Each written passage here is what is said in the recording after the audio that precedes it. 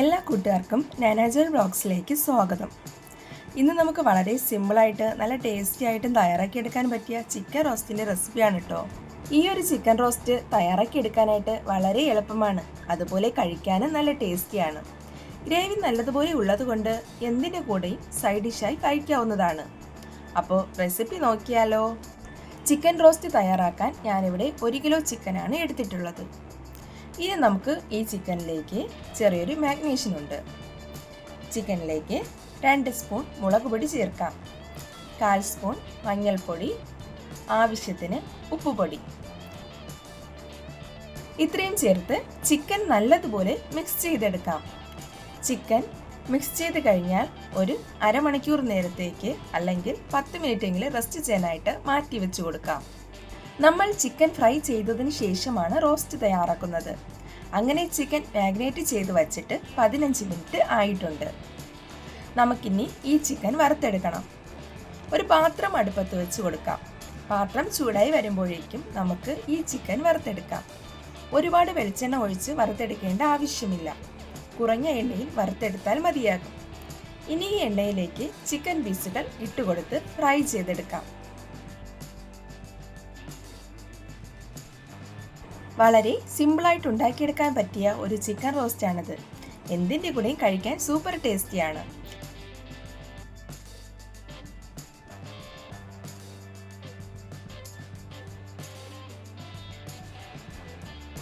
എല്ലാം കൂടി നന്നായി ഇളക്കി മറിച്ച് ഇട്ടുകൊടുത്ത് ഫ്രൈ ചെയ്തെടുക്കാം.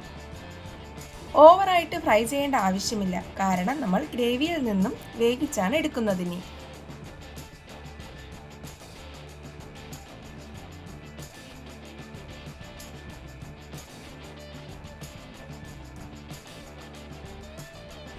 ഇവിടെ ഇപ്പോൾ ചിക്കനൊക്കെ പകുതി ഫ്രൈ ആയി വന്നിട്ടുണ്ട്. ഇനി നമുക്ക് ഇതൊന്ന് കോരി മാറ്റാം.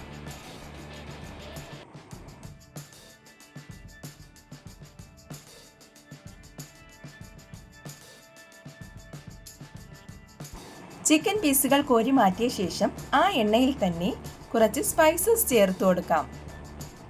സ്പൈസസ് പൊട്ടി വരുന്നതുവരെ നമുക്ക് വെയിറ്റ് ചെയ്യാം. പെരിഞ്ചീരകമൊക്കെ നന്നായി പൊട്ടി വന്ന ശേഷം മീഡിയം സൈസിലെ 3 സവാള ചെറുതായി കട്ട് ചെയ്തത് ചേർത്ത് കൊടുക്കാം. വഴന്നു വരുവാൻ ആവശ്യത്തിന് ഉപ്പും ചേർത്ത് നല്ലതുപോലെ ഇളക്കി കൊടുക്കാം.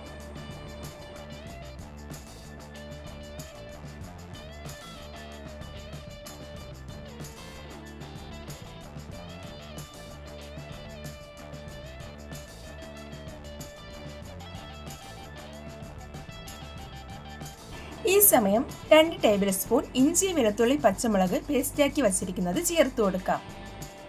വീണ്ടും നല്ലതുപോലെ ഇളക്കി കൊടുക്കാം.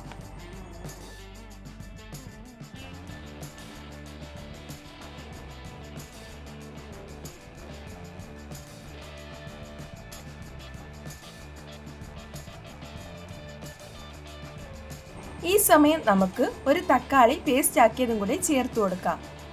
കൂടെ തന്നെ കറിവേപ്പില കൂടി ചേർക്കാം. വീണ്ടും നന്നായിട്ട് ഇളക്കി കൊടുക്കാം.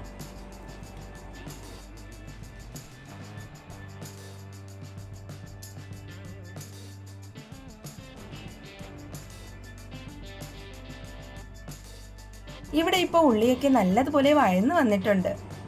ഈ സമയം നമുക്ക് പൊടികൾ ചേർത്ത് കൊടുക്കാം. 2 സ്പൂൺ മല്ലിപ്പൊടി, 2 സ്പൂൺ മുളക് പൊടി, 1/4 സ്പൂൺ മഞ്ഞൾപ്പൊടി, 3/4 സ്പൂൺ ഗരം മസാല. ഇത്രയും ചേർത്ത് പൊടികളുടെ പച്ചമണം മാറുന്നതുവരെ നന്നായിട്ട് വഴറ്റി കൊടുക്കാം. ഒരു 2 മിനിറ്റൊക്കെ നന്നായി വഴറ്റി കൊടുക്കാം, എങ്കിലേ പൊടികളുടെ പച്ചമണമൊക്കെ മാറി കിട്ടത്തുള്ളൂ.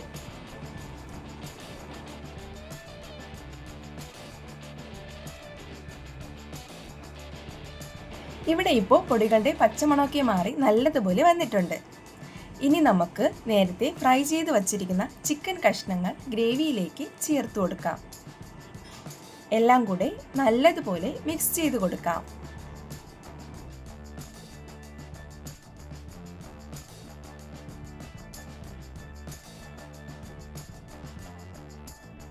അടച്ചു വെച്ച് വേവിച്ചെടുക്കാം. ഗ്രേവിയൊക്കെ നന്നായി കുറുകി വരുന്നതിന് വേണ്ടി വെയിറ്റ് ചെയ്യാം. ഇടയ്ക്കിടയ്ക്ക് നല്ലതുപോലെ ഇളക്കി കൊടുക്കണം, അല്ലെങ്കിൽ അടിയിൽ പിടിക്കാൻ ചാൻസ് ഉണ്ട്.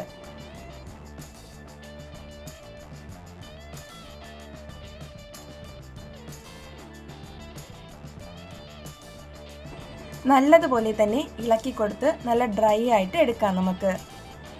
ഇപ്പോൾ ചിക്കനിൽ നിന്നും വെള്ളമൊക്കെ ഇറങ്ങി വന്നിട്ടുണ്ട്. നല്ലതുപോലെ ഗ്രേവിയൊക്കെ കുറുകി വരുന്നത് വരെ നമുക്ക് വെയിറ്റ് ചെയ്യാം. ഇവിടെ ഇപ്പോൾ ചിക്കൻ റോസ്റ്റ് ഏകദേശം റെഡി ആയിട്ടുണ്ട്. ഫൈനലായിട്ട് 1/2 സ്പൂൺ കുരുമുളക് പൊടിയും കൂടെ തന്നെ കറിവേപ്പിലയും മല്ലിയിലയും കൂടെ ചേർത്ത് കൊടുക്കാം. അപ്പോൾ സൂപ്പർ ടേസ്റ്റി ആയിട്ടുള്ള ചിക്കൻ റോസ്റ്റ് ഇവിടെ റെഡി ആയിട്ടുണ്ട്. അപ്പോൾ തീർച്ചയായും നിങ്ങൾ ഉണ്ടാക്കി നോക്കിയിട്ട് നിങ്ങളുടെ അഭിപ്രായങ്ങൾ കമൻ്റായിട്ട് അറിയിക്കാൻ മറക്കല്ലേ കൂട്ടുകാരെ. ആദ്യമായിട്ട് കാണുന്ന കൂട്ടുകാർ ചാനലൊന്ന് സബ്സ്ക്രൈബ് ചെയ്ത് സപ്പോർട്ട് ചെയ്യണേ. അപ്പോൾ പുതിയൊരു വീഡിയോയുമായി കാണുന്നതുവരെ എല്ലാ കൂട്ടുകാർക്കും ബൈ. Thanks for watching.